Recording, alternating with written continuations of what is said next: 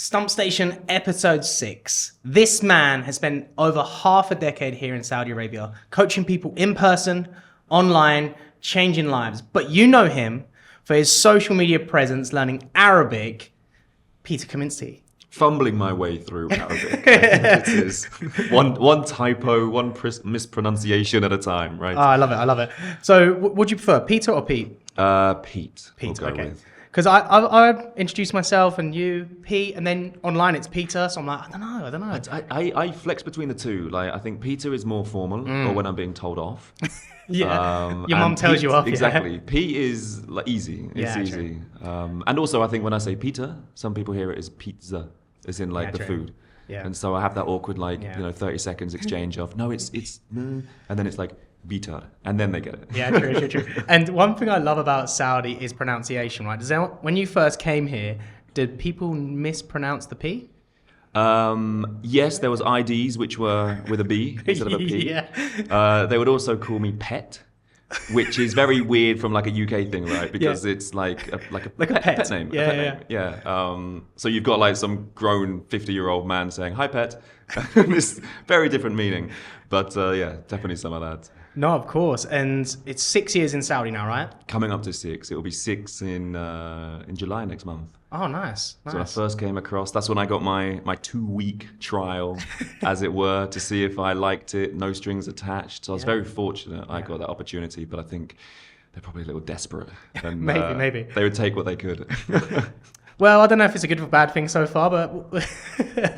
Well, I said I would only do 3 months. Yeah. 3 months, see out my probation, then I'll leave.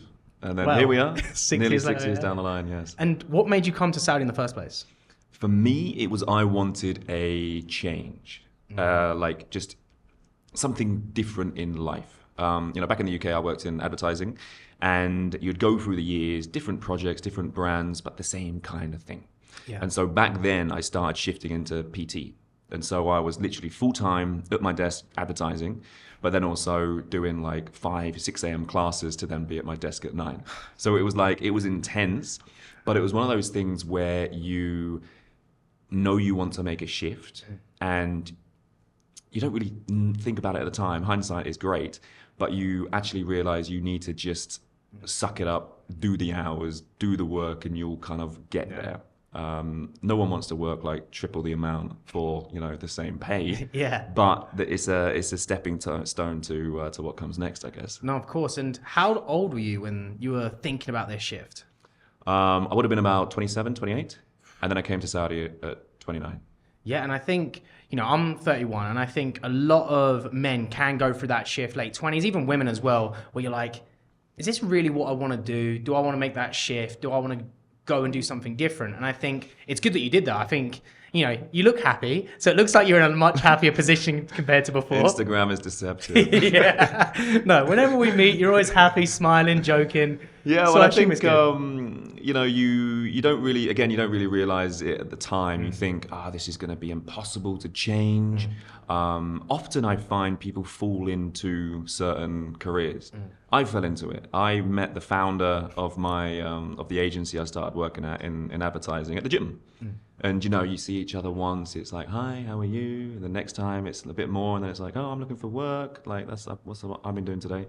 And then it's like, do you want some work experience? Yeah. It's like, okay, and what? Advertising. Okay, great. And then 8 years later, like, I'm still at the same company. Amazing experience though, and I wouldn't change it necessarily because it's helped me, I guess, build into who I am today.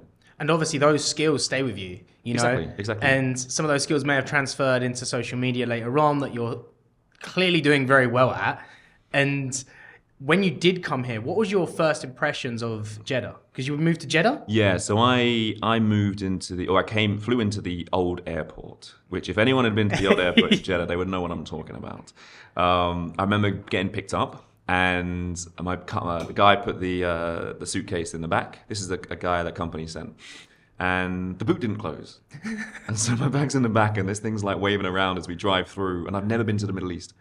And so I'm just like, looking out the windows, just like, what is this? It was amazing. It was interesting. Well, it's stress, but also amazing at the same time. Exactly. And you literally have no idea what you're going into. And, we'll talk about it later, I'm sure, when it comes to society, clients, culture, everything is so different. And so there needs to be a totally different approach to pretty much everything. Really. No, that's true. That's true. And I know now you've really embraced the culture a lot more, but when you first came, what was like one Arabic word you learned but got completely wrong? Not sure about completely wrong, but misunderstood. I didn't. To be honest, I didn't really try. Okay. For my first, working at the gym, because it was a bubble, right? It was full of foreigners, expats, high tier clients who all spoke English. No one really spoke Arabic, and so the only word you'd really get is, I'm sure being in a gym, is like khalas. Yeah. Which you kind of quickly know is like an order, like we're stopping. Yeah. And when you went into that gym, what was your first impression of Saudi when you got to the gym, you got to your apartment, and you finally got to say your first 2 weeks when you came here? What was that like? It was interesting because the gym I came to, they had this amazing vision, but it was still just a vision. Like the gym was being built, so it was the foundations. Like you could see where it was being built, and it looked amazing. But we were kind of in a makeshift gym opposite. And yeah, I remember for what, a week, say, or every week, I'd train one person. So you're just sitting around doing nothing. And then, I don't know, it's really difficult to keep a enthusiastic energy when there's literally nothing going on. Because the people, in charge, they would travel, they would do this. So it literally be, you go and train, then you would go to the chicken shop for some Bukhari for lunch, which is amazing. Closed now, unfortunately. And yeah, so that was the work side of things. And it's kind of you usually have to do something to earn your money. Right? Yeah. So you just feel like you're not doing anything, even though there's nothing to do other than train and maybe, education, that kind of thing. In terms of the accommodation, I was in this apartment suite. I had mold on my clothes. It was just on your clothes? Yeah, a constant feeling of damp. I had an electrical fire as well in my kitchen. Whenever I was cooking eggs, they would take 5 minutes to cook. I could probably stick them out the window. And Yeah, cook better, yeah. But no, it was pretty interesting for sure. But I think I adjusted. Yeah, well, you must have because you're still here. But what makes you stay for that period of time when you can't even cook eggs, you got mold in your clothes, you're just not feeling homey, let's say? What made you stay for so long? The hope of better, or the promise of better, right? Yeah. Because it's okay, you guys are going to be in a compound 4 weeks' time. 4 weeks comes.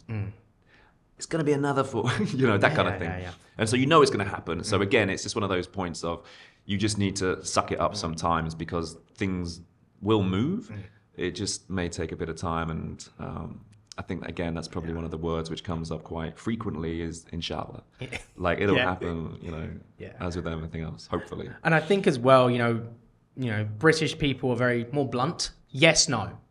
And maybe is literally we're going to try our best, But yes. Here, inshallah is this term that could be yes, most likely no, or I couldn't even tell you the answer, Context is everything. Yeah. If it's someone doing their job, probably no. Yeah. If it's a client coming into a session, probably yes. Yeah. So I think, with that, I think being British as well, you don't like to really complain.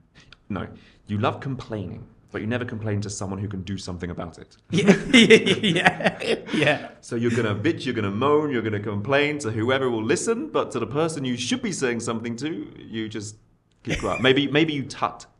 Yeah. Show that visual sign of just frustration, dissatisfaction, exactly. And what made you make that transition from working in gyms then going on your own and working online? So, to be honest, I was always doing it throughout. I started online stuff back in the UK. And so I continued to build when I was working in the gym, which was all fine, by the way. Yeah, it's fine. Signed off. It's allowed, it was don't approved. worry, guys. It was approved. And so, for me, it was about, I guess, having something for myself and really being able to, build something for yourself. And I think probably, to be honest, since I was a kid, I hated the idea of relying on someone for money, whether it's pocket money, or like your dad to pay for you to go in here, but you know, then you do something bad and he cuts it and takes it away and you have no money. Yeah. So for me, I like having different streams of revenue. So you're not just reliant or desperate. But maybe that says something more about me, my own insecurities perhaps. But no, I think it's a good thing to have that. It's good to have like either investments in different places, money in different places, and having different sources of income. Like, love how you spin it, yes. But no, I think I try to make it sound nice. no, I think you're right. It's good to have you know, fingers in different pies, because when stuff falls to shit, for example, Corona, then you know, for example, everything moved online basically, and so for you to have, or for me to have systems set up in that place, it was business as usual. Yeah, true. So it's good. We made a positive out of it. Yeah, I'm trying not to, you know, be do what we say, just complaining to people that can't make the change, right? Exactly, just not doing that. But I agree. I think as well that like, as long as I've known you briefly, really, over the past few years, we worked on the radio together. You've been working online. You've always had normally multiple ways to earn money using different skills, right? But what is one thing for you that you see yourself doing? Do you see yourself just doing online for the next 3 to 5 years? No, I think it'll always be there. The percentage of time spent doing it will probably change. There will be team brought in to help out. And I think that's just normal as you look to scale. Yeah. And so just like, you know, when you're doing one thing, you can't imagine what it's going to be like 5 years down the line, or a year down the line, really. It's the same kind of thing. Like, you know, I'm getting it to a place which is sort of I'm really happy with. Very demanding in terms of work, of course, but it'll kind of evolve when you're ready to take risks or do something new within it. And that comes naturally with, you know, scaling, bringing on more clients and having to solve problems which you didn't have when you were smaller. And that's the kind of natural progression. That's true. And I think as well, a lot of coaches that they always have this dream of freedom and working online and having that. But I've said this even on my first podcast. People want to be a freelancer more than a business owner. They want the freedom of working when they want more than owning a business or owning a team and leading people, you know? Like you just said there, like working online, you want to expand your team. You want to work with more people, but realistically, most coaches don't want that. They just want to have the freedom of working when they want. Yes, and online sounds very sexy. Yeah, and whenever anyone like talks to me about it, I think I'm going online or whatever, like I give them the truth. And I think for a lot of coaches who do their training in person, they all kind of have online as like a little side thing. Yeah. And in order to make online work, it needs to be the main thing. It needs to be something where you have the systems in place, the processes. You've got you know, frameworks. You like it's a business in itself. It's not just a bolt-on anymore. Yeah. And for you to be successful in it, you need to treat it like that. Which, again, to your point, it's not just I'll just go work in Bali for here. I'll do this. I'll chill. I'll laptop out for 2 minutes. Program done. Yeah. Like I've worked more than I have like ever with online, because again, it's my thing. You want to build it, you want to deliver the best service possible. And for me, I always feel that I am, you know, cheating someone when they paid for something if I'm not doing my all. You know? And that all is, you know, not necessarily keeping true to your boundaries and working more and putting more time and effort in, you know, doing stuff on Fridays, all of that kind of stuff, which you don't get in like a normal 9 to 5. And so, yes, it is glamorous. And, you know, the amount of mentorships there are at the moment where people are like, earn your first 10K in, you know, 2 months sort of thing. It's, it can be glamorous. It's made to look glamorous. But the reality is it's tough, hard work. No, I agree. And I think I'm going to literally do what you said there. So I left the gym March last year, the gym I was working at for a little bit longer than I should. Love the gym, still work out there. I respect the place. It was just my time to move on, right? And I was doing a course to, you know, learn sales skills, learn how to build a business, everything. Because I was like, I know how to coach, I know how to do nutrition, I know how to be good with people, but I don't have a clue. So I did 2 courses last year and invested a lot in myself to create something. And I think because of the skills I've learned in the gym, I managed to scale up a little bit quicker. But I'm also someone, if you tell me that this something works, I'm going to do it a lot, like a lot, to the point of which if you tell to me I'll do it 10 times, I want to do it 20 just to be like, just to see, because I'm a slow learner. So I know that I have to do it more and more and more and more. Okay. And so we did it a year, and you get to this number of like 10K. Everyone says get to 10K. But then online, I think people need to realize is that if you do a course that says get to $10,000 or £10,000 online, you've got so many more expenses at that point, and you've probably got a team at that point, and all of that money is definitely not coming to you. And 100% people need to realize is that you need to reinvest in the company or the online service that you're doing. So that number is not going to be in your pocket. People need to realize that. It's a high month, and then usually after a high month, you get a low month. Yeah. Because, you know, you've got to manage churn. You've got probably loads more people coming in to set up and you know, on board, etc. Yeah. So it becomes much more time intensive, and then you maybe give less to your other clients. And so it is this catchy, again, like social media thing, but the behind the scenes of it is intense. Yeah. And I would say I work more now than I did at the gym. For sure. But when it's your thing, you don't care. You know, when it's your thing, you're like, I don't care. Like, it's my baby. I want to help people more. I want to make the service better. I want to make sure the team you're working with is doing the right thing. More than, like you said, 1 hour at the beginning when you're working a week, or 10 a week, you're getting paid the same. You know? Exactly. It's so different. It's so different. Yeah. And what is one thing for you, for anyone listening, anyone that wants to go online, say a client that wants to go online, what is a red flag in a coach? Ooh, I think, to be honest, it's the questions they ask. First of all, if you don't have a consultation, like a Zoom call or whatever it is, then immediate red flag. Yeah. Because how is the coach meant to help you if they have no idea about you? Yeah. And then on that call, if you are to have one, it's the questions. Yeah. You need to, if you don't feel like the coach can or gets you, understands you, your challenges, your struggles, then especially if they are from a different culture, then it's never going to work. And so what I find as well with online, when you're speaking to prospects about it, is they've been burnt many times. And I think, you know, they've been burnt by PTs who then have an online offering and then do a sort of, you know, a bad job, or don't give them the time and effort because they're crazy with the PT. So there's lots of, I think, like in any industry, there's great people, but there's also a lot of like shit, right? Yeah. So it's important to really kind of take time to not just assess what the coach's shape is, and if they have abs, if they can, you know, do a muscle up or whatever it is, but actually, you know, them as a coach is very different to them as an athlete or an Instagram model or whatever it is, which I think is probably missing a lot when people make those decisions on who to work with. And I think it sucks because, unfortunately, you are kind of judged by the way you look as a coach. You shouldn't be obese or overweight. But just because someone has abs, they can do all these skills, doesn't mean they're a good coach as well. For sure. I think you need to have the skill of talking and connecting as well as looking a decent way. You know, you can't be looking amazing and be terrible at connecting with people and helping them.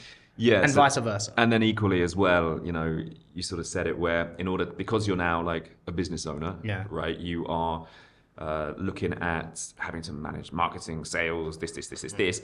People can be really, really good in that area, but can be a terrible coach. So they can be great with getting people in the funnel and getting new clients, but their retention is terrible because like the clients aren't getting anything out of it or seeing any results. Yeah. So there's so many different areas where, you know, when you do your own thing, you have to wear many hats. And so you probably, from the sounds of it, like identified where some weaknesses were and managed to, I'm sure, overcome those. Yeah. But, you know, some people, I guess, don't see it that way because, you know, it's difficult to admit we suck at something. Yeah. I find it really hard to do what you said, change hats. I find it so tough. Like I have to spend a certain amount of time doing one thing and have to mentally say to myself, okay, now we're doing something different. Yeah. Otherwise, like my brain is still thinking of the same thing. Yes. I find that really tough. Do you ever find it tough to juggle between, say, coaching or marketing? There would always be things that drop off, right? I think you're naturally probably more inclined to things like client communication as well, right? Yeah. So checking in with clients, seeing how they're doing, or maybe then programming as well. So it's more like the business as usual, the everyday stuff, you probably do quite well. But when it comes to things like the growth side of things or the business development side of things, that's probably where you slack off, or that's where I do. Yeah. But it's like, I could make an Instagram post, or I could just go to what's comfortable and message a client and see how they're doing. Yeah. Like I could look at maybe some education or optimizing a system or whatever it is, or creating like an email marketing series, but Yeah. too much effort. So yeah, you have to be many different things, and well, just how would you say, overcome your own limiting self-beliefs in a way as well. Yeah. Because otherwise you're always going to continue doing the stuff you're strong at, and then the weak stuff you're not necessarily going to do much of, and then you're not maximizing the business in a way.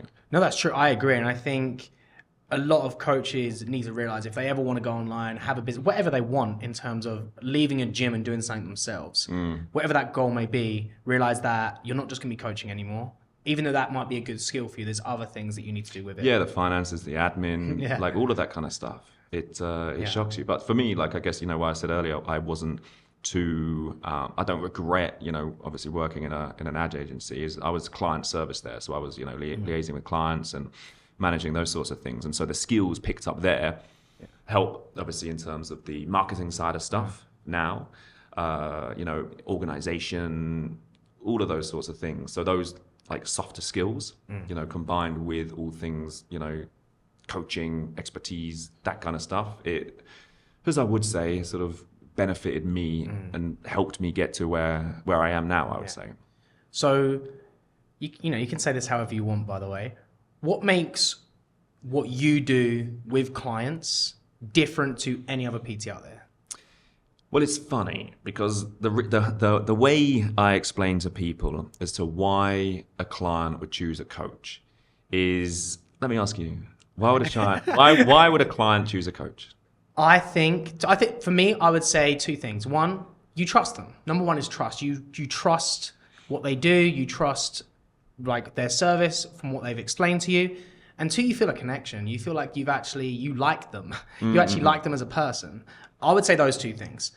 That's exactly it. So like what I would have said is like, they like the guy, they like the girl. Yeah. Like that there's a connection there. Yeah. And there's, as part of that comes the trust and so on.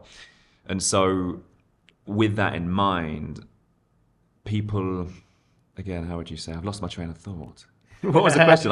Trust, connection. What makes your online service different to others? That's right. So for me, like there needs to be the trust, the connection, absolutely, because that's why people come to you. And then it's up to you to then understand the individual and then be aware of their challenges, their struggles, their pain points, all of that kind of stuff, and then look at seeing how you can overcome that together. And so why I think people would choose me, not sure. Why would they choose me? They like me. I speak a bit of Arabic. No, I think I've sort of demonstrated like expertise. I've got lots of people referring word of mouth, which obviously is another huge bonus. And like, I'm not being biased or anything, but I would say like the systems I have in place, the education for clients, the accountability that I give them in a structured, clear, timely way is second to none here.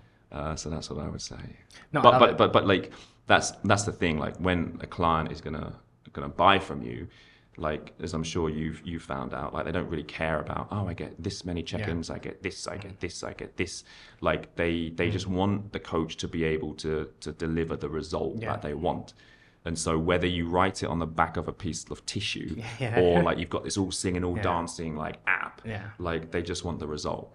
I always said this, I was speaking to a coach about this yesterday actually, who has just started online. I said, a client will always come to you if they trust you and connect with you, but they stay with you and they refer you based on how it looks and how pretty it is as well. So like... And first impressions count. Yeah, of course.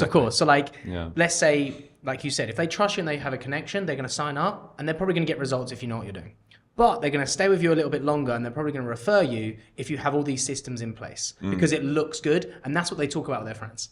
Because how are they supposed to say, I trust him? It's harder to say. Yeah, like look at the app, look at this. Yes. Yeah. So I think both are needed.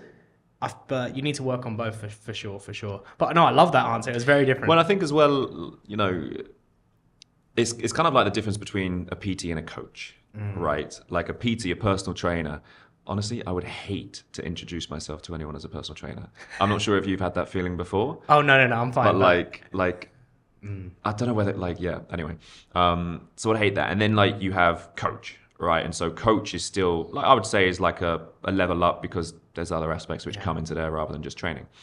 But for me as well, I think, people also don't necessarily just want to be coached, like they want to be led as well. So a lot of it really is, a coach will give you direction and you should do this and you should do that and everything else. But I think a leader is then what keeps the client for longer because they will stretch the vision. They will get the client to believe in things that they, thought were impossible.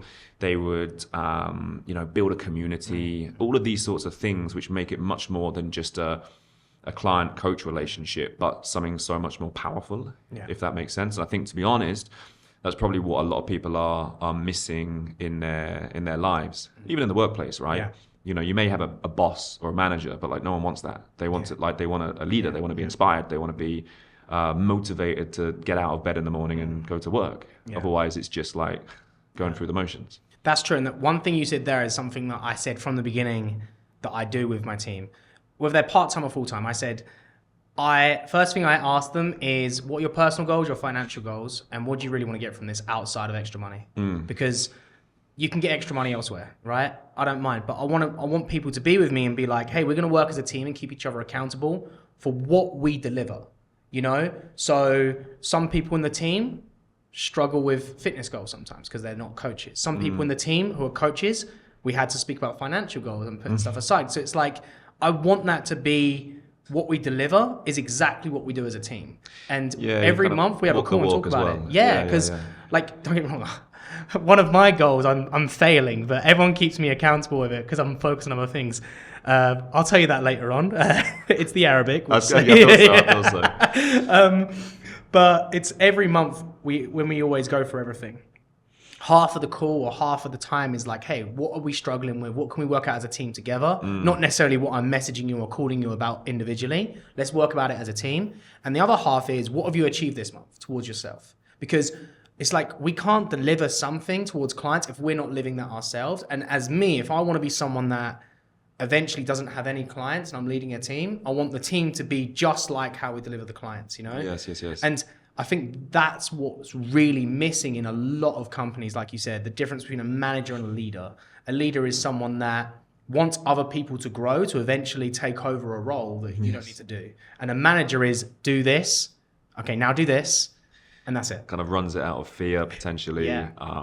Doesn't give, necessarily opportunities. And it's too, well, I guess sort of insecurities creeping at that point, don't they? Because they don't want necessarily junior people to step up and potentially vie for their role. For sure. And I even said this to coaches. I was like, at any moment, give me time, but any moment you want to do what I'm doing, we'll do a time frame and I'll teach it to you. One thing you are good at is building a community. And I'll be honest, I'm trying to figure that out myself. So what is PK Lifting Club? So it came from the idea that, to what you were saying earlier, just around how people come for the result, and then like in gyms, people stay for the community, right? They come because their friends are there, or there's something more than just rocking up to the gym by yourself. And so that was something that I really noticed in my clients, is that they would essentially they would get into the gym, they'd do their own thing, and it can be quite a lonely journey for a lot of them, especially when, maybe they don't get the support at home or friends, and it can be a very, very lonely pursuit, transforming your body or your lifestyle that, has come about because of your circle and who you spend time with and their habits and their behaviors and so on.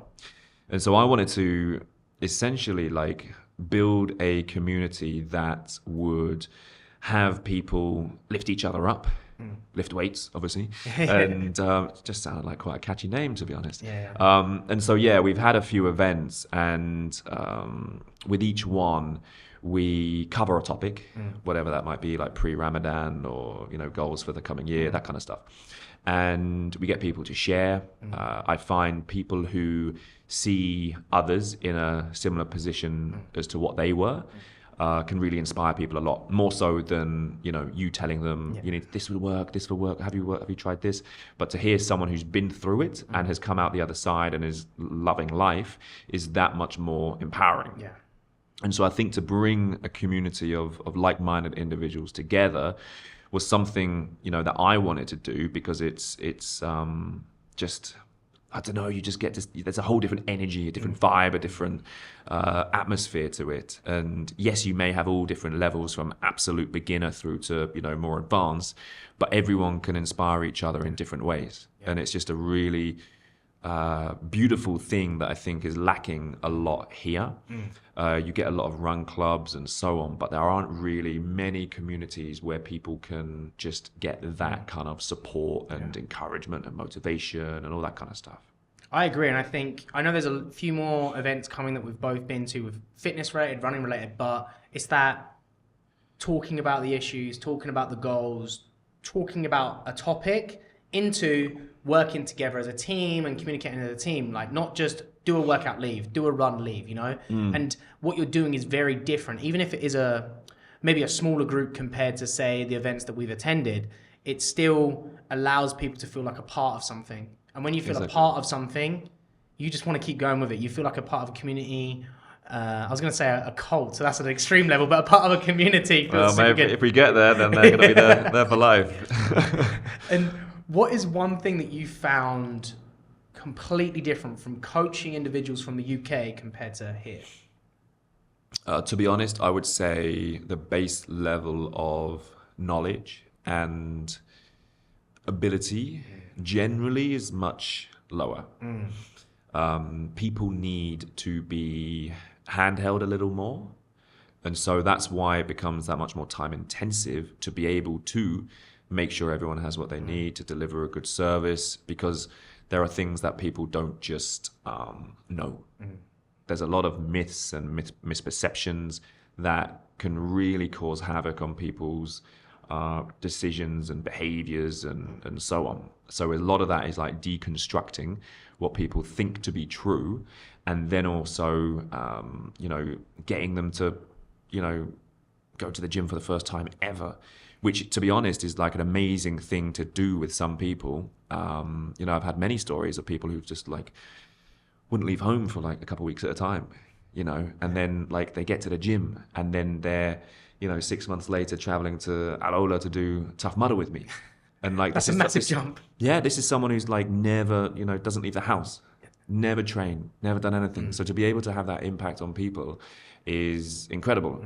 But I think a lot of the time it just needs someone to believe in them or show them like the path as to, how we can do this step by step by step. You're not going to get someone stuck at home to running a 20K or whatever it is within a week. It's like these gradual progressions. And so, to that point as well, just around what is different in a way, there's a lot of expectation of quick fixes as well. And whether that is due to the sort of industries here around plastic surgery or, the injections or the gastric sleeves or whatever it might be, people want like quick results. But like, with that comes all sorts of other issues. But people generally don't want to put in that much work to get where they want to be.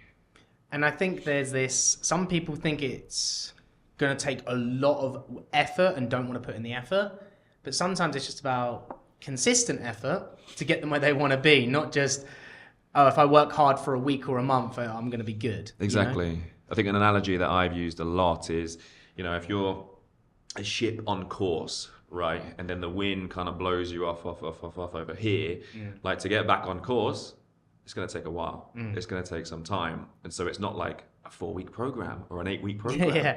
Like it's going to take a significant of consistency, behavior change and shifts to really get you back. So then, once people understand that, it's taken me 15 years to put on 25 kilos, it's not going to be an easy thing to bring it back. But it's like the juice is totally worth the squeeze, right? Because, No, I agree. And there's one of my clients, I always big him up. I post him a lot. His name's Matalk. And he is, whatever I tell him to do, he was one person that just did more than what I expected. It's an inspirational story, yes, but I want everyone to realize that this only happens if you do everything perfect. So he started with me in November. Within 2 weeks, he's like, I'm going to do a 5K fun run. Cool. We did it in like 50 minutes. And he was 125 kilos. And then he went, I want to do the half marathon in January. What would your response be if someone said that? I'd be like, okay. That was my response. Let's just...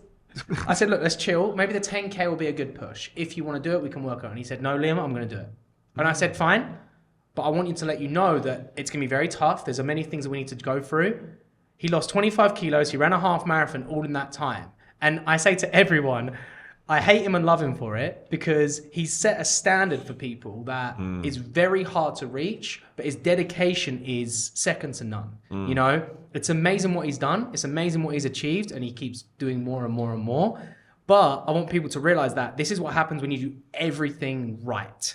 And it is possible, but you've got to put in a lot of work and a lot of effort to get to that quick. Yeah, and it comes down to the question of priorities, right? And you know, not everyone is in a position to dedicate 100% of their time to their health and their fitness. And so it's the expectations of, okay, like this is where you're at, this is what you're able to do, therefore we can expect these results. You know, yes, great if you want to push it, you know, for a month where you've got less responsibility or you've got more time available, fantastic. But like, you know, ultimately just sticking to a plan, no matter if it's daily 1% improvements or you're smashing half marathons in a couple months. You know, everyone has their own journey, but again, like, what is the alternative? Like, that's the question that I ask a lot. Is like, okay, like if you don't do this, or if you don't, you know, prioritize yourself now, what is the alternative?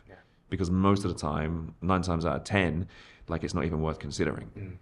It's comfort zone, it's deterioration, it's that kind of stuff, decline. I agree, and I think you don't need to be that intense to get progress. You can have a bit of more of a lifestyle, right? And what is some tips for you, for the public out there in Saudi that love to go out and eat on a weekend, love to be social, but also want to be on track at the same time? Well, again, I think it's about finding like what it is you want to achieve, like how you want to feel. You know, what is the lifestyle that you really truly want? Because you can have anything, you just can't have everything. And so for me, like it's always interesting asking questions around like what do you want to feel?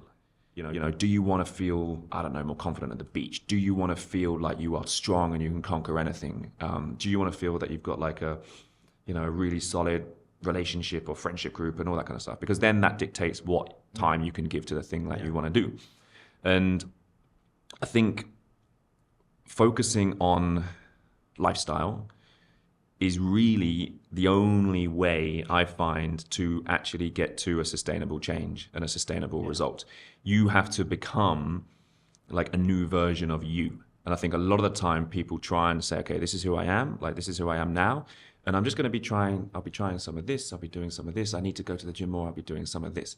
And so never going to work because they haven't really challenged their own identity.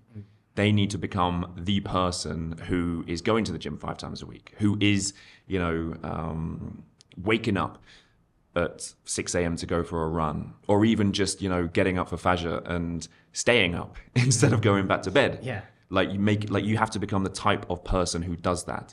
And so it takes time because you might have been this current person for the last 20, 30 years.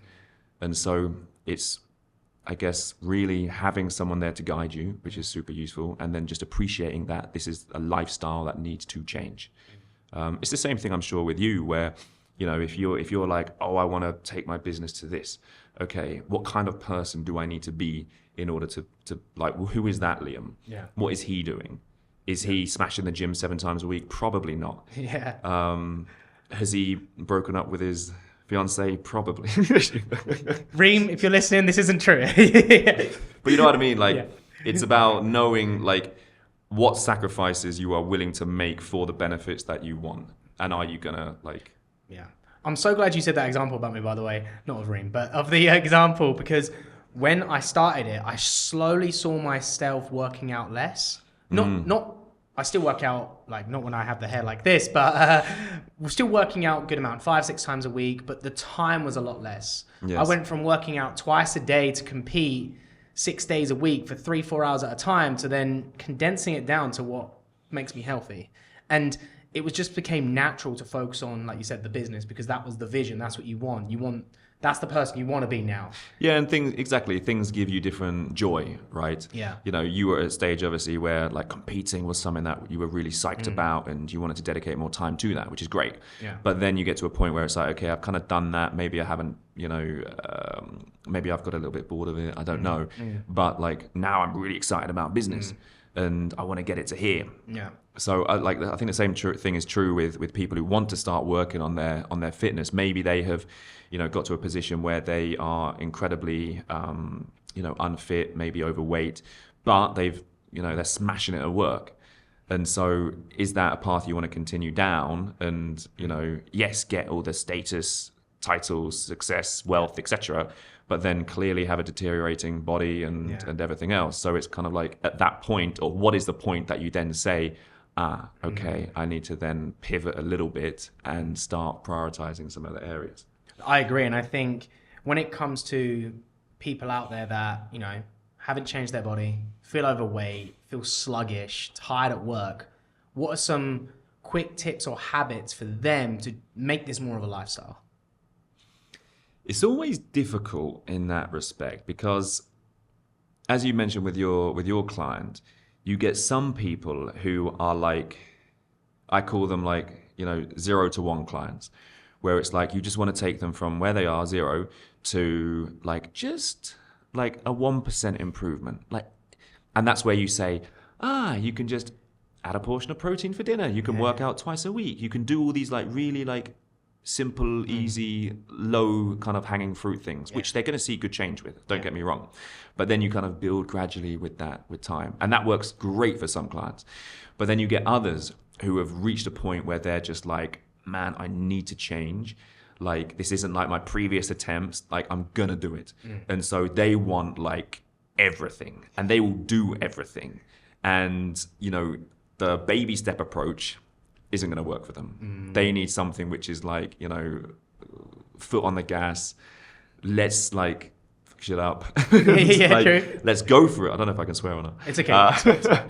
So you like being the coach, then you need to understand like what people are saying, but also then what they are actually meaning. Because the two often don't really align. And so, going back to what you were saying about what my approach is, it always has to start with the individual and like where they're at, what they're going to respond to most. Because otherwise, again, you may do a disservice to someone who might be full like go versus you may try and do too much with someone who literally just needs to walk 2,000 steps a day because at the moment they're on the sofa all day. Yeah. So it's really varied. Have you made mistakes in the past about either pushing someone too much or not enough? For sure. I'd be a liar if I said no. Yeah. But I'm trying to think, like, what would be an example of... It's always difficult. I'm sure you've had the same, where because you're the coach, you're meant to have all of the answers, right? Yeah. And, I mean, as humans, we don't at all. Ego, like, all that kind of stuff. So... there are times when potentially you have read someone wrong, or maybe you've pushed too hard, or maybe you've just like overwhelmed a little bit too much with the processes at the beginning, because that's just the standard onboarding process that you have. But actually, them just doing one thing a week would be better. Yeah. So it really, like, you learn that with time. Yeah. And again, you never know who the client is on the other end. They can tell you all this stuff, but like until you actually start working with them and seeing them take action, it's very difficult to do so. No, it's true, and I've definitely done it, but more of I want to say a bigger scale. Oh God, not too bad. So you killed someone. So as you know, in Saudi, your gym was a little bit different, but my gym was all men. I coached men for years. So when I started working online, I coached more women. I didn't even think about the menstrual cycle. And then when my client comes to me and starts speaking about pains or like I'm coming on my period, and I'm like, I haven't thought about this in 7 years. Crap. Had to literally go research a few things again because I forgot quite a lot and be like, right, so cravings, mood, body aches, all these things with women that I didn't even think about. And I was like, oh crap. Just to let you know, awesome, this is fine, whatever. And even like gaining weight during this time as well. All of these things I was like, forgot after 7 years. But then when I started working with women again, I was like, okay, this is very important that we need to focus on. And it's fine during this week to maybe make changes. And every woman's different. And this was a mistake I made because I didn't even think of it. Yes. And then when you have more women clients, I've spoke more about women's periods and the menstrual cycle in the past year than I have my whole life. Yeah. But I think... I'd like to see your Google search. It does not look good. No, but during that period of time, it made me realize that, okay, this is definitely more individual for women as well, right? And really understanding the emotional side of it, but helping them, like you said, are these cravings because of the time, or are you getting cravings because of something else? Yes. And treating everyone differently at certain times. This was something I had to learn. And even with one client, she's amazing as well. She loves to be pushed. One time she just went, Liam, just not today. And I was like, okay, I'll step back. Because she liked that approach, right? But you got to respect it and be like, okay, not today, cool. And you got to suck it up sometimes. Yeah, which tends to be a bit more difficult when you are like online, right? And you don't necessarily see the person in front of you, dragging their feet as they come in or whatever it might be. But yeah, I think like ego is one of the biggest things that is a killer for lots of things. And, you know, because we are trainers, essentially, coaches, however you wanna call it, we, again, kind of are very, I think, maybe not you because you're in CrossFit, but generally... trainers are very narcissistic people. No, I like to look good at least right? a little bit, right? Exactly, right? It's how I look, it's me, and so on. And, you know, we don't like to feel like we don't know or don't have the expertise in that area. And so, you know, there's been clients who I've worked with who, you know, have had therapists and so, or physios or whatever it is in a different discipline or speciality that I am not qualified in. Yeah. And so it's important then to, you know, put yourself out there and say, if your nutritionist wants to, or if your therapist wants to share any notes that would be relevant for what we're doing, then absolutely. Yeah. Like I've jumped on calls with these sorts of people. But again, like ego is like, you know, it's people, the physio doesn't want to talk to you because God, you know, you might, you know, do something. You might steal their clients or something, you know what I mean? Yeah. Whereas like, you know, ultimately the client is at the center and everything or everyone around them should be helping them to get to where they need to be. Yeah. And so blocking information or not sharing it or delaying it for like 2 weeks, it just, you know, it's not hurting you, it's hurting the client. That's true. And I think even then, like when I work with people, I try and post online tips as well, very similar to what I would do. And if people just want to follow that, it's great, right? But I think when it's more personalized, it's better. And leaving your ego aside. And you're someone that's a little bit different to me. You know, you post a little bit differently online to what I do.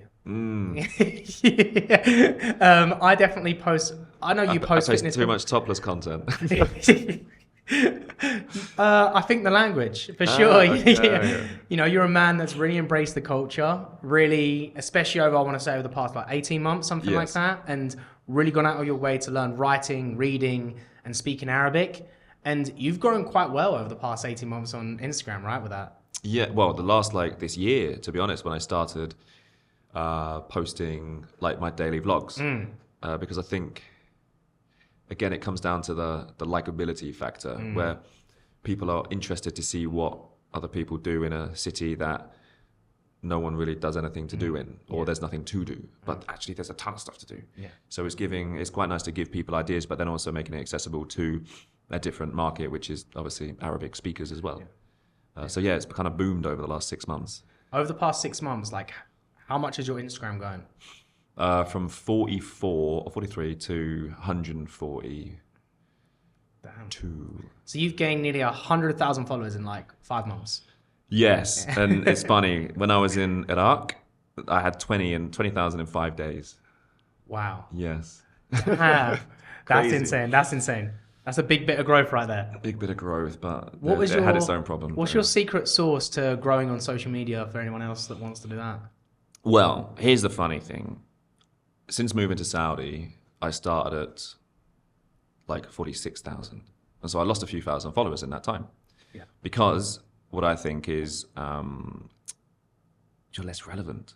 You know, all of my following was in like the US or UK and so on. And so now I'm in Saudi, like no one gives a shit. Yeah. Like you're going to the beach at the weekend, they're like I don't want to see this. It's January in London. Yeah. Like I don't want to see. I'm jealous. I don't want to see. Unfollow. Exactly. So whether there's an element of that or people just don't want to see you not in the vicinity and you're irrelevant now to them, so they unfollow you. So yeah, like if anything, like over literally 5.5 years, my following was declining.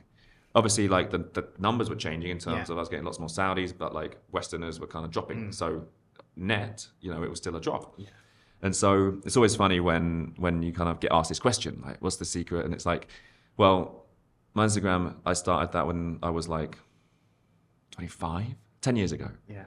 So like consistency. But even then, like over that period, it was great from a terms of business growth perspective, but not from a terms of not in terms of social media growth. So again, it's like, what are the priorities? Because I'm sure like you could have 500 followers, and if 50 of those were your clients, you'd make a hell of a good living. Yeah, true. Whereas you could have 500,000 followers, and like no one wants to buy from you. So it's really like it's what is the reason behind wanting these things, and they tend to be like vanity metrics, right? Yeah. So yeah, no secret. I mean, it's gonna sound cliched. It's just like, I just don't try and force anything, because I think that's what I was doing before, and that's why I don't know. It just wasn't me. What were you forcing before? Like just whether it's like workout related stuff or trainer related stuff, because again, like I don't see myself as a trainer, as a PT. I remember when I told my dad, like I was moving from advertising to PT. He's like what, why, why fucking train, like David Lloyd's trainer, what? Yeah. Like because the perception of like PTs is quite low in terms of who they are, right? They're like, I don't know, like you could go be a PT or a PE teacher. Yeah. Both are highly skilled, but aren't really seen as true. as elevated. So yeah, I was trying to force things, and it was doing great for business as well, again, but not from the vanity side of things. And look, like I think, before doing the podcast, I stalked you a little bit to see your style, because I want to, whatever you explained it, I want to give my perspective You as must well. only understand 50% of it. Oh no, for sure, right? Understanding's different, but like if you're looking at it for a content creator standpoint, something that I think keeps you relevant, and you do it differently to other people out there, which other people do out there very badly, and I don't like it. Because I did it the wrong way. I came to Saudi, I did a TikTok account, and I spoke about Saudi Arabia. Look at me, I'm the white guy talking about Saudi, and I hated that because it's different. That was similar to what I did, but in terms of like, yeah, you're kind of like the oblivious Westerner. And that's, to be honest, part of the reason that I started learning Arabic, because I hated the thought of being seen as like oblivious or like an arrogant foreigner or whatever. And like I see a hell of a lot of that content now, which is like, Saudi's so amazing. Oh my God, like you can be safe here at 3 a.m. Like that kind of stuff. Yeah. And you know what I mean? Yeah. And they're showing what we call like the luxury life, right? And you're like, what you've done, you embrace the culture in terms of learning the language, showing what you do in terms of cultural stuff, right? Like some of your posts in Ramadan, what to eat, I'm fasting, all these things, showing you're embracing it, not just talking about it. And I think that's what keeps it relevant to the people watching, not just, hey, look at me, I live in Saudi.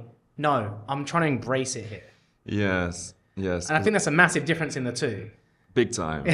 Because yeah, like it's the perception of life when you are living in a, I don't know, 250,000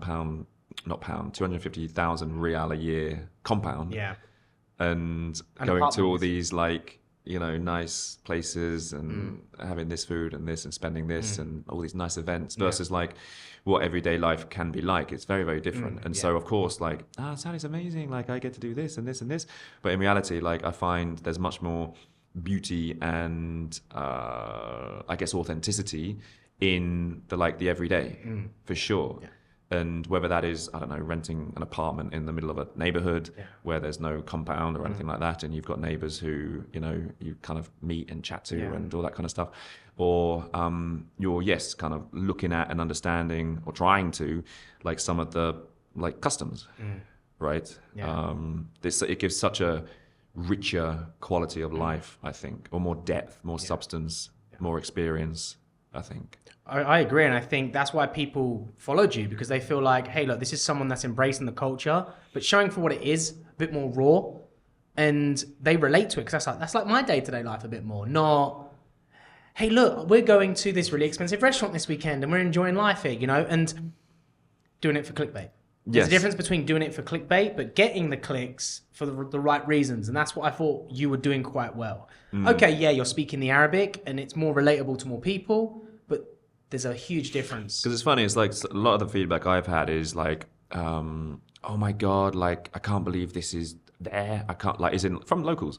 Like, I can't believe, like, I haven't known about this. Like, you know more about Jeddah than us. Like, that kind of thing. Yeah. And so it's really nice to showcase what is possible, because I think if you are stuck inside, you're living the nightlife, you are not being exposed to these things, it can make for a very repetitive Groundhog Day kind of life. And as I said, like, there's so much beauty in these things, these experiences, in this active lifestyle that you can lead. It's, it's difficult when, yes, your friends and family aren't that way inclined. And that's why there is a need for these communities to do that. So it's funny, like, you see on the Corniche in Jeddah, like at 6 a.m. on a Friday morning, I get up there to go run. Great time, and it's the only time to beat the sun, really. But like, it's funny, you kind of see who's there, right? You've got the running clubs or the people running. You've got maybe people in thobes walking up and down or whatever. You've got people who are, going into Dunkin' and getting, their tray of donuts and sitting because they haven't slept. You've got people hanging out of car windows, smoking or shouting at women, or, those sorts of interactions. And it's such like a diverse, like, set of lifestyles there. And yeah, like, I don't know, like, it's just so interesting to see why people are drawn towards particular ones, and ultimately, like, is it bringing them joy? Is it bringing them happiness? Is it bringing them health? So it's really, really interesting. You've mentioned health a lot over the podcast, and like, you a big believer in people should focus on their physical and mental health over everything else? Well, I think everything goes hand in hand, really. And everything's so related, right? So I think you can be in great shape but be mad depressed because you have a terrible job or boss, or you have a horrible sort of perception of yourself, right? You can be one of these people who are focused on healing and, the journey and all that kind of stuff, but like are totally oblivious to what is happening at work and family, whatever. You can also be like, a fantastic Muslim in terms of like, you do your prayers, you can't do everything and so on, but you might be terrible at home. So like, everything is connected, and it's, I guess, again, it comes down to like what your priorities are, really. So health, absolutely important. It's the one thing that as soon as it goes, you're fucked. You really, it's like having like an earache. Like, you don't appreciate how good your ears are until like it's just, which I had a couple of weeks ago, which is horrible. Or toothache, right? You take it for granted until like something happens. That's true. And for yourself, what are your top 3 priorities in your life? Me, myself, and I. That's that PT ego again. You tell I'm single. No, my top 3 priorities, I would say like some sort of daily movement. I know that I feel so much better if I move. And like I've got into doing a lot more cardio recently rather than just like strength training and vanity stuff, because it adds such a extra component to your life. It's great being outside. Like this morning I sort of was out, got picked up at 5 a.m. to go for a run. Horrible setting the alarm for 4 o'clock. But like when you're there, it's like, man, this is just amazing. Yeah. You finish by 7 a.m. and it's like, I've already had like 3 working days already. Yeah. So like daily movement is something that I am big on. Equally, I would say something like growth-wise in terms of whether personal development, therapy, like whatever that might be, something to sort of level yourself up. And then, I mean, business is probably like 2.9 of those 3. Like business is always going to be there and it's always a big driver. Probably do it too much. Yeah. But again. So then, what are your goals personally with these values? This is funny. Like I've never really set myself goals. Ever. And I don't know if that's because like I am terrible at communicating my needs and my wants. As I've been told from previous relationships. But like I just never have. Like there's people who are like, I love me a vision board. I'm like, I remember like an ex tried to get me to do one. I hated the experience. I'm much happier like writing stuff down in like an Excel spreadsheet, to be honest. Yeah. But no, like goals for me, I don't know. It's just like every day continue to improve, to plod away, to chip away at like what you're working on. Because for a lot of these things, there's no end in sight. Like, okay, what's a goal for Arabic? Like, I don't know, be able to have a fluent conversation, be able to, like, it's so far away and out there. It's kind of like you just do the thing that is going to get you near there. Yeah. Like, turn up to your lessons, practice, you know, speak, have awkward conversations with people where they may or may not know what you're saying. Fitness, again, like, you know, follow a plan. And if you're just in there day after day, week after week, month after month, you know, you're going to be improving, or at least maintaining when you're kind of at my age. You're acting like you're old, man. You're not even old. The physique is nowhere near what it was. But again, priorities shift, right? Yeah. And so, yeah, goals, like, don't really have any. Just do more, be better. And I think that's such a different perspective to myself, because I'm someone that needs something. Otherwise, I will get distracted and lost. But I'm also aware that once I've hit that, there's another one, you know? And I think that's what you're aware of, is like, okay, I'm just going to keep improving. I'm just going to keep going. No matter where the needle is, it's just going to keep going anyway. So let's say you have a financial goal. You know, when you're there, there's going to be another one. Yes. You know, or when you have a fitness goal, there's going to be another one. Yeah, and generally, if you're on an upward trajectory, you don't need to worry about what's happening over here. Yeah. Like, you just focus on the things that are going to keep you moving forward. And I think, you know, that's a lot of it when it comes to clients, is like, just focus on the daily drivers, on the weekly drivers, the non-negotiables, whatever you want to call them, and like the results will come. Like, it is that simple. Like, just continue focusing and getting it done, and then you'll be every day closer to where you want to be. So yeah, man, don't ask me about goals. That's fine. I suck. But what if everything you did, all the clients you've worked with, your online work, your Arabic, your social media content, what if everything just disappeared? It went. How would you start again? I was going to say, I thought you were going to say, how would you feel? And I'd be like, a huge relief. A huge relief? In a way. No. Like, if it was the same for everyone else? No. And everyone else started from scratch? No, just such for a you. relief. For me, how would I start again? Where am I? In Saudi? So to be honest, this is something that I say quite a lot to people. It's like, if I went back to the UK, I have no idea what I would do. I feel you. I'm the same. No idea. Yeah. Like, really, I don't know what I would do. Yeah. Saudi's like home now, right? It feels like you're comfortable, work, clients, everything. You're like, this, you've embraced it, you know? Yes, I'm not sure if that's a good or bad thing. Just in terms of like, you know, you're so attached to something, is what I'm saying. So yeah, if you go back to the UK, like... Do you find it hard, like, to attach to things? Not so much. I'll be like compulsive or like obsessed with some things. What you are? Yeah. Like what? Business, work. Yeah. It's been the reason for many issues. Yeah.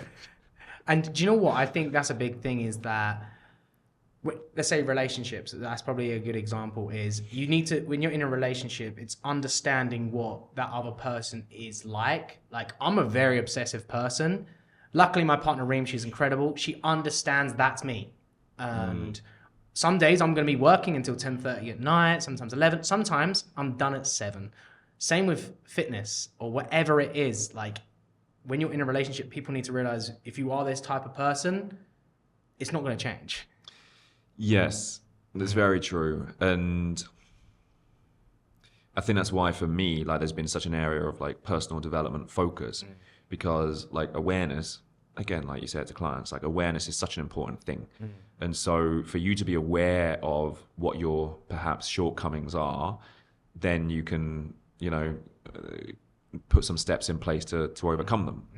Because yeah, like we're all basically just grown up kids. And we all have our triggers, we all have our issues, and they just play out in different ways in different relationships, right? When certain things are done.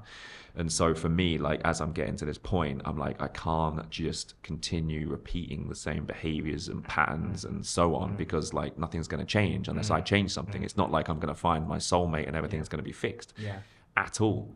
So that kind of like personal development stuff is hugely important, both like for me in terms of like relationships moving forward, also my relationship with work and business and so on. And I think just coming back to clients, like it is the reason that they're in the position that they are. And so if you are just not doing the work yourself as well, no coach can do that for you. Again, like no coach can lift the weights, chew the food or anything like that. So if you are aware of like, what triggers you and maybe causes you to binge or skip or, self-destruct or whatever. If you're not aware of those things, then they're just going to keep happening. And then every fitness attempt you have, no matter who you're with or what you're doing, you're probably going to fail because you haven't sorted out the shit, the sort of foundations, right? If you are building on shitty foundations, then it's gonna collapse at some point. What are some of those crappy foundations or shitty foundations that you find here with clients? Are they very common between people? So I would say there is a bit of a discipline problem, which I think, and like I kind of, this isn't proven, it's just a theory, but like, that the upbringing here is very different to how it is in the UK. It's very common to have a maid, a driver, help in whatever other way. And so, people, you don't necessarily need to make your bed. You don't need to clean up after yourself. Obviously, it depends on the household. But generally, like there is a lesser discipline when it comes to that. Things are going to be done for you. And again, not all the time, but in some cases. And so when it comes to actually having to do these things, preparing your food maybe, going to the gym, saying no to certain things, like it's tough. Like people haven't exercised that muscle, that sort of discipline muscle or resilience muscle or whatever it is, and they go the path of least resistance. And so, it's funny, I say this whenever I have like a healthcare professional as like a prospect, I'm like, this is going to be your superpower. I know you're talking about, your on-calls 24 hours a day, you have no time to work out, but healthcare professionals, they are the top performing clients. Really? Big time. And I think that is from the discipline, the work ethic they need to do in order to become an ER physician, a nurse, a pharmacist, whatever it is, because it's not like it's not going to happen for you unless you put in the work. Yeah, true. And I'm sure you're the same. Like I've worked with clients in person who have all the money in the world, but like you can't buy fitness. You can buy the membership, you can buy the coach, you can buy this, you can buy a cook, you can buy all these things.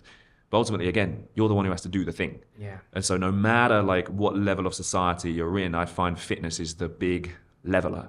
Like you can be, minimum wage, you can be, top tier CEO or whatever. Like work ethic is you can't buy it. No, at all. You can't like, you can't sort of buy the ability to like embrace discomfort and the burn and oh my god, my alarm's gone this morning, like snooze, or do you get up? Like it's those sorts of things. So it's really interesting in that respect. So yeah, if you're looking for good clients, healthcare professionals are the go-getters. Is there anything else that you feel like people as a generic are lacking to get started? I would say sometimes like urgency and perhaps lacking the, how would you say? Perhaps lacking the real understanding of what the consequences are of not doing the thing. So, I mean, that's not necessarily here. Like that is globally. I think we as humans probably suck at that in terms of, you know, we smoke ourselves to death, we drink ourselves to death, we do all of these things which are quite high risk behaviors.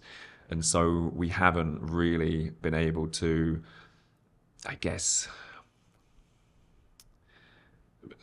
kind of get to a point where we understand that we are like, you know, going to die one day. Yeah. And so like the decisions that we make at this point, even though they might be tough, are going to, you know, dictate probably if we live an extra 20 years or not. Yeah. Which is kind of mad depressing. Yeah. And I mean, you know, I'm saying this from my high horse, absolutely not. Like there's obviously shit that I do. Yeah. You know, one thing that you are getting a lot better at is your incredible Arabic. And I know you taught me very well the last time we were together. We're still together though. Well, we're still together. She basically just looked at me and walked away. And but maybe you weren't saying it right. I don't know. Yeah. but the problem is when I speak in general, there's a lot of that. I don't really need to listen to 80% of what you say. So I think that was the good side. But you've really embraced the Arabic and it's helped you grow on social media. And I know you're not a goals guy, but what is the purpose for your social media? Like, is there trying to hit a number? Are you trying to reach an audience, grow online? What is it for you? No, I think for me, it is, I really like doing the daily vlog stuff because I think like people probably would think differently. But for me, it's like if you're doing something, whether that is, I don't know, like visiting a place or going on a run in the morning or whatever it is, like it forces you to appreciate like what you're capturing. And so you look for the small details, you look for the like, oh, this could be a nice angle because the sunlight's hitting, like that kind of thing. And so it's really quite like fun to go into something where you wouldn't really like acknowledge anything, to actually then be like, okay, you can kind of create a plan around it and that kind of thing. So it's really fun in that way. That's why I don't really like working with brands, because I hate working for people. And and then secondly, because like it's then forced. And so unless it is like an amazing fit where it's like going like, I don't know, stay at this hotel or whatever and just enjoy and do what you want, then fine. But yeah. Do you work with brands at the moment? Some. Can you mention any? You don't have to if you don't want to. Shouldn't. It's okay. And so for me, I agree. And then I've been approached by, say, food companies, right? As a good example, especially when you're in fitness. Do you want to work with us or whatever? And I'm like, well, let me try your food. Yes, exactly. Do I like it? Would I buy it? Probably not. Yes. Like I'd try it a little bit. It's fine, but I don't want to promote something that I'm not willing to buy myself. Exactly. And I had these people come to me and they were like, like, you know, we could get you so much work. And they were big in like restaurants. And so all of the content is kind of the same. Like, I'm like this new restaurant. I'm going to this restaurant. I've got a burger here. I'm eating the burger. It's like, that's not me. Like, okay, they were like, you know, we could get you rich and this. And it's like, but I wouldn't want to do that. At all. Like I would, it just doesn't fit with what I want. And also, again, going back to the point around being desperate, like I'm not. So I can be quite picky in terms of what I'm doing. And because I've got different things going on, I can be, you know. No, that's true. People think that everyone on social media that's trying to grow wants collaboration, is desperate for something. Oh, hey, we'll give you stuff for free or we'll do this. Yes. Like, I'm good, cheers. Like, I don't really care too much. So many. And I don't know, there's a like, and I totally understand it because I've had it before where like people want to feel like special. They want to be recognized. They want to feel like they matter. And for sure, like absolutely, I've been in this place. And so it's the vanity metrics, the likes, the engagement, the comments, the follows. Like at the end of the day, what does it mean? And so I went through this time, I'm sure you remember, where, you know, my Instagram, like there was a group of people who were like literally reporting my account and getting it blocked. And it's a very weird feeling where it's like, okay, you don't know if it's going to be come back, if it's going to be deleted, or anything. And so this happened 5 times. So over a course of a month, I was like out of my Instagram for like 20 days. It was suspended. And it was this group of people reporting it for being fake. And then obviously I would go back to Meta and say, look, it's not fake. And then I'd open it and then I'd do it again. So it was very demotivating, very demoralizing, because you've got this thing that you put so much time and effort into, and like people want to kind of mess with you for whatever reason. And as part of that, there was that feeling of like, okay, if I lose this account, then like my worth to people is nothing. Yeah. Which like, so brands may not want to work with me, or people may not want to work with me, or people don't see you in the same way because like you're zero. Yeah. You know what I mean? So it's a really weird like feeling, but it's like very much attached to you. Do you think it's a part of your identity?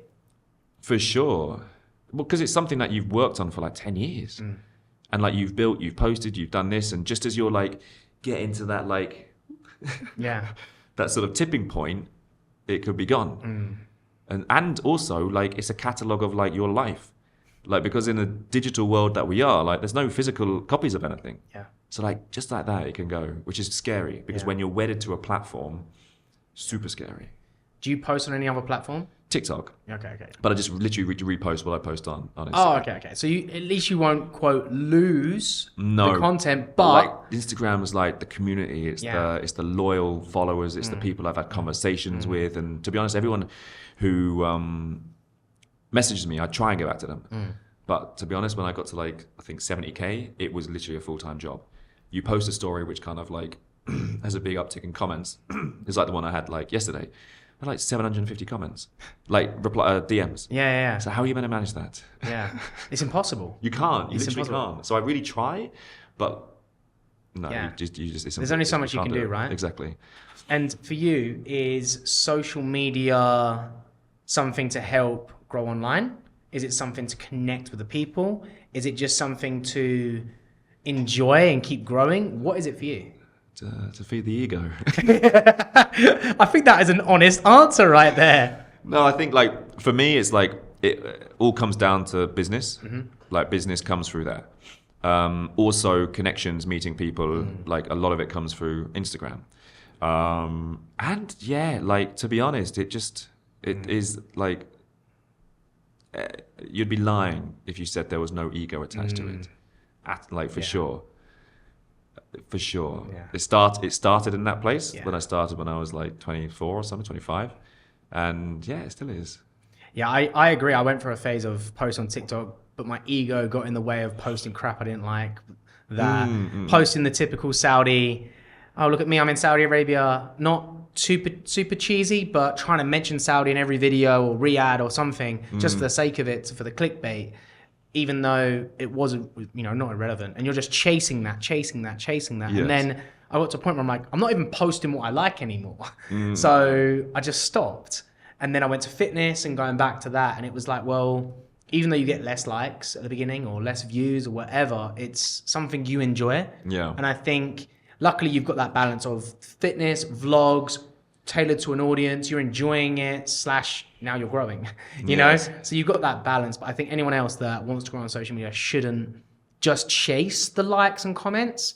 Post what you like first, find the niche, but then grow with exactly. that. And find what gains traction. Like for me, again, like I've experimented with lots of different things and like capturing my day, voiceover in Arabic. And I honestly, like for years, since moving here, hated videos, hated reels. Oh, really? Hated them. So fiddly, you have to cut them together, you film this, you film that. Horrible. I'd love pictures, take pictures, great. Yeah. Reels, ugh. But then you can get all the good angles of pictures and pose. So but even just like as you go about your day, I'd much rather like snap it with a picture than like take a video. Yeah. So now like all my camera roll is like 1 second, 2 second, 2 second, like that, because obviously like in a reel you just need like a little bit, and then it's just like a frame. Yeah. So you build it like that. So man, my camera roll is horrible. Like it's just thousands of like 1 second videos. Well, look, at least you're enjoying it and you're doing well. And what we're going to be doing is to finish up the podcast is some quick fire questions. I always call it quick fire questions, but it's never as quick as Especially I think. With me, as you can see, I'm very sort of Worried? You think? pensive. Yeah. I'm too much of a thinker. Ruminating. Going back to like the limiting beliefs, it's all up here. You got to coach yourself through this Horrible one. place. Yeah. Yes. So, all right, first question. What is your favorite Saudi food? Ooh, it is Salik. Okay. What is your number one gym ick? My number one gym ick, I must say, it's probably like, it's just like, especially here, it is like people peacocking. Yeah. Like, dude, you're in a like all male gym. Like, there's no chicks around. Like, there's no women. Like, why are you like? You don't need to look hard. It's fine. No, it's like I don't get on with alpha males really. Yeah. But it's just also like, come on. Yeah. But to be honest, that's been me in the past, I'm sure. Yeah. But there have been women. So. Okay. If all exercises was removed from your life, you can only pick 5 exercises to do forever. What are those 5 exercises? I would say let's do back is like a seated neutral grip row. It's like cable. Love that. I would say just a dumbbell press variation, like probably low incline dumbbell press.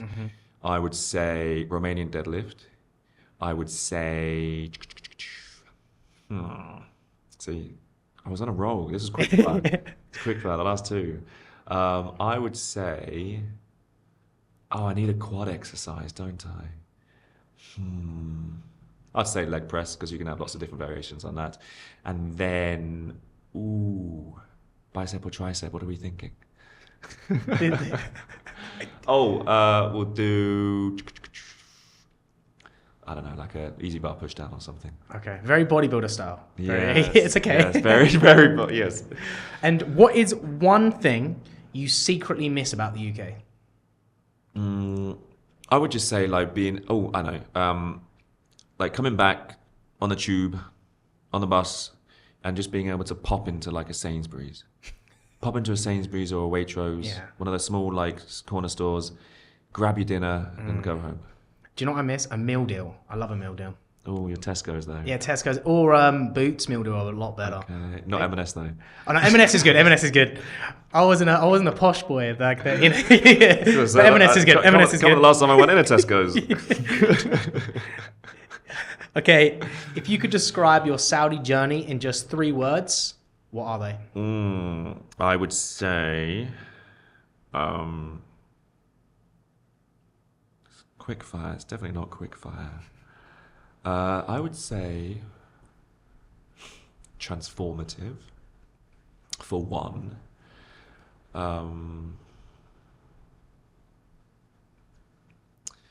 would say... It's hard. It's very hard. I would say... I'll leave it there at 1. Transformative, it's fine. If you got anything at 1. No. I've got to.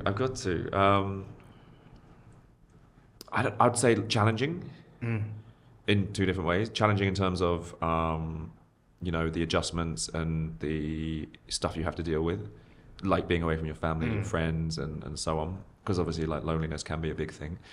And also challenging in just like challenging myself to be more, better, that kind of stuff. And the last one would be, God, I need a thesaurus, I think. Yeah. It doesn't need to be a hard one. ChatGPT. Yeah, give me a word. I'd say like, it's kind of like transformative, but I'd say like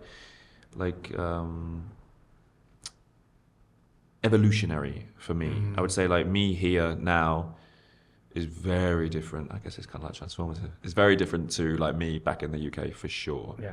I'm like a whole different person. I have a whole different outlook on life. Yeah. Okay, do you know what that'll do? It's fine. And what we're going to do to finish this podcast, you're going to help me end it in Arabic. Okay. So, you know, whatever words, you can tell me in English, and then then tell me in Arabic to help me out, and I'll be looking at this camera here. All right? Okay. So, you know, thank you, Pete, for coming on. Or, I don't know, whatever you want, I'm not going to give you an exact translation. Okay. Who's saying it? You're saying it or Just me? You tell me in Arabic, and I'll look at the camera and act like I've done it myself. Okay, so أنا ممتن أنا ممتن لكم. أنا ممتن لكم. شكرا. شكرا. النهاية. النهاية. Yes. النهاية. There's the Arabic speaker in the room. Yeah. It works. Well, thank you for coming on, Pete. Appreciate it. And guys, make sure you check out your Instagram. Honestly, for the vlogs, it's awesome to always watch. And thank you guys very much. Subscribe. That's it. Easy as that. Killed it. Let's do it. Nice job. Your arm was really hard. I was like, can I reach that? You know.